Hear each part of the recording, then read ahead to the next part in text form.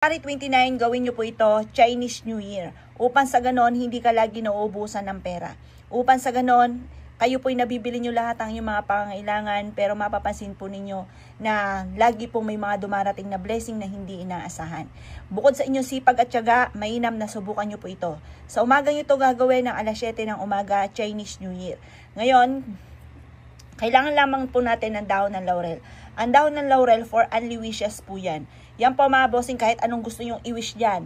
Pera, or kaya po kalusugan, pag-ibig, karera ng buhay, or kahit sino man po ang pwede nyong i-wish po dito. Halimbawa, mga anak ninyo, karelasyon ninyo, pwede nyo siyang i-wish. For only wishes, ang dahon ng laurel. Ito pa ang ibibigay nito sa inyo, yung the victory. Higit sa inyo po mga ninanais ang inyong makakamtan. Ayan po ay yung ating dahon ng laurel. Ito naman po mga bossing ko, yung ating pong piso. Ang piso, yan po, di ba, silver, nagtatabo yan ng malas. Tapos yung bilog, humahatakin ng swerte, lalo na sa pera. Tapos, ang tambalan ng bigas. Napakaswerte, mga bossing ko, ng bigas. Proven po ito, napakaswerte po niyan. Kailangan lamang po natin, mga bossing ko, ng wallet. Ang wallet na ito, mga bossing ko, ay lalagyan natin ng pampaswerte. Nilagyan ko na nga siya ng asin po dyan, mga boss. Kasi lagi ako naglalagay ng mga pampaswerte sa loob ng aking pong pitaka, mga bossing. Ngayon po, ito naman ang ating ilalagay ay dahon ng laurel, piso at barya. Upang sa ganon, kayo po mabibili nyo lahat ng inyong mga pangailangan at ito po, mapapasin ninyo na hindi ka lagi maubusan ng pera. Ang gagawin nyo lamang, lagyan nyo lamang po ito. Tapos, ito. Tapos, liwanag ng sinag ng araw ng umaga ng Chinese New Year ng January 29, mga bossing ko, ay magwi-wish po kayo. Sabihin nyo po sa pamamagitan ng pampaswerteng ito ay kailanman na hindi na kayo maubusan ng pera. Lalo nyo sisipagan kapag ginawa nyo po ito.